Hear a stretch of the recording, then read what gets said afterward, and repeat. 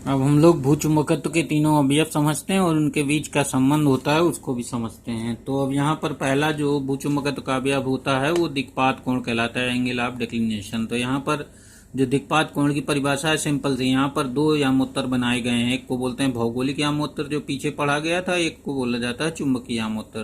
तो यहाँ पर ये चुंबकीय यामोत्तर है और ये जो लाइनिंग वाला है ये भौगोलिक यामोत्तर है। दोनों के बीच का जो एंगल है वो पीछे हमने समझाया था उसमें चित्र में कि थोड़ा सा एंगल होता है 11.5 डिग्री का। तो परिभाषा दिक्पात कोण की ये होती है कि पृथ्वी के भौगोलिक यामोत्तर व चुंबकीय यामोत्तर के बीच न्यून कोण को दिक्पात कोण कहते हैं। तो इन दोनों के बीच का जो न्यून कोण बना है, जो ऊपर उसमें चित्र में दिखाया गया था 11.5, उसको बोलते हैं दिक्पात कोण। तो इसे अल्फा से लिखा जाता है। तो यहाँ अल्फा बराबर 11.5 डिग्री होता है या है, और ये बदल रहा है, लगातार बदलता चला जा रहा है।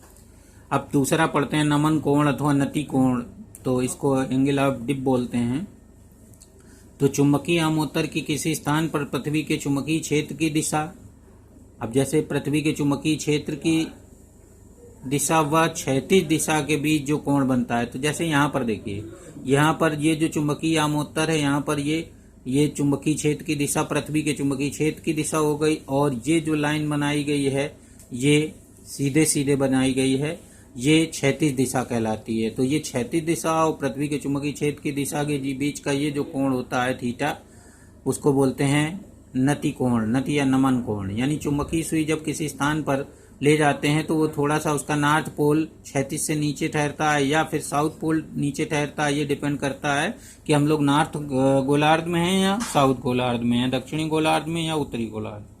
तो वो जितनी चुंबकीय सुई झुक जाती है पृथ्वी की तरफ क्षैतिज से, उसी कोण को बोलते हैं नति या नमन कोण। तो परिभाषा ये होती है कि किसी चुंबकीय यामोत्तर के किसी स्थान पर पृथ्वी के चुंबकीय क्षेत्र की दिशा व क्षैतिज दिशा के बीच बना कोण नमन कोण या नति कोण कहलाता है। इसे थीटा से लिखा जाता है। तो ये थीटा बना हुआ है यहाँ पर।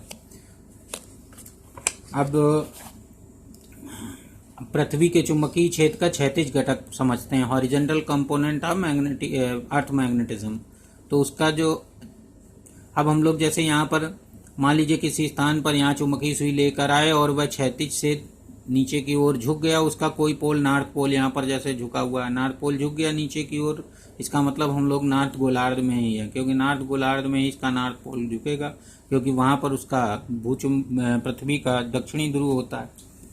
तो यहाँ पर क्षैतिज के साथ ये थीटा कोण बना है। तो ये जो दिशा होती है वो पृथ्वी के चुंबकीय क्षेत्र की दिशा होती है। तो यहाँ पर हम लोग अब इस बी को, चुंबकीय क्षेत्र को, दो घटकों में बांट लेंगे। एक क्षैतिज दिशा में घटक जो हो जाएगा एच बराबर बी कॉस थीटा लिखेंगे, बी कॉस थीटा लिख लीजिए। अगर अर्थ मैग्नेटिज्म को बी लिख रहे हैं तो यहाँ बी कॉस थीटा लिख लेना। और एक ऊर्ध्वाधर घटक नीचे की ओर जो हो जाएगा वो पृथ्वी की सतह की ओर घटक हो जाएगा, वो वी लिखते हैं कैपिटल वी से, वो हो जाता है बी साइन थीटा, इसका इधर की ओर घटक हो जाता है। तो अब यहाँ पर हम लोग लिख देते हैं थोड़ा सा कि यदि किसी स्थान पर नतिकोण थीटा हो व उस स्थान पर पृथ्वी का चुंबकीय क्षेत्र बी हो, तो उस स्थान पर बी का क्षैतिज घटक एच बराबर बी कॉस थीटा व ऊर्ध्व घटक बी वी बराबर बी साइन थीटा लिखा जाता है। तो यहाँ पर जो घटक एच बराबर बी कॉस थीटा होता है, जो क्षैतिज घटक होता है, वो पृथ्वी के चुंबकीय क्षेत्र का क्षैतिज घटक कहलाता है। जो बी कॉस थीटा है वो पृथ्वी के चुंबकीय क्षेत्र का क्षैतिज घटक कहलाता है, और यह वी की अपेक्षा अधिक महत्वपूर्ण माना जाता है। तो ये जो क्षैतिज घटक है ये ऊर्ध्वाधर घटक वी की तुलना में अधिक महत्वपूर्ण होता है प्रायोगिक दृष्टिकोण से, इसलिए इसी का अध्ययन यहाँ पर डेफिनेशन यहाँ पर दी गई है। तो यहाँ पर दो घटक बनते हैं पृथ्वी के चुंबकीय क्षेत्र के, एच और वी। तो एच को बोला जाता है पृथ्वी के चुंबकीय क्षेत्र का क्षैतिज घटक। तो अब यहाँ पर अगर हम दोनों ये घटकों एच और वी को स्क्वायर करके जोड़ लें तो आ जाएगा b square cos square theta plus b square sine square theta equal h square plus v square.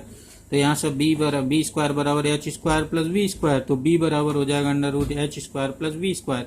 तो इस प्रकार अगर हमें कहीं पर दोनों किसी स्थान पर पृथ्वी के दोनों घटक मालूम हो, क्षैतिज घटक और ऊर्ध्व घटक मालूम हो चुंबकीय क्षेत्र के, तो उस स्थान पर हम पृथ्वी के संपूर्ण चुंबकीय क्षेत्र का परिमाण निकाल सकते हैं।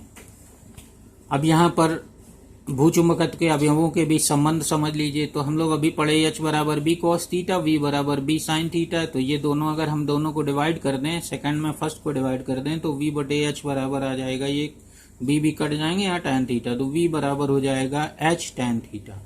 तो v बराबर h tan थीटा या थीटा बराबर tan इनवर्स v अपान h, इसी संबंध को कहा जाता है भूचुंबकत्व के अवयवों के बीच संबंध। यही जो फार्मूला निकलता है v बराबर h tan थीटा। बस अब यहाँ पर अल्फा थीटा व b का क्षैतिज घटक जो h है, किसी स्थान पर पृथ्वी के चुंबकीय क्षेत्र के बारे में संपूर्ण जानकारी देता है, इसीलिए इन्हें भूचुंबकत्व के अवयव कहा गया है। अल्फा और थीटा और बी का जो क्षैतिज घटक है एच, ये तीनों किसी स्थान पर पृथ्वी के चुंबकीय क्षेत्र के बारे में पूरी जानकारी प्रदान करते हैं, इसीलिए इन तीनों को, अल्फा को, थीटा को, एंगल ये दिक्पात कोण, नतीय नमन कोण और पृथ्वी के चुंबकीय क्षेत्र का क्षैतिज घटक, इन तीनों को भूचुंबकत्व के अवयव कहा गया है।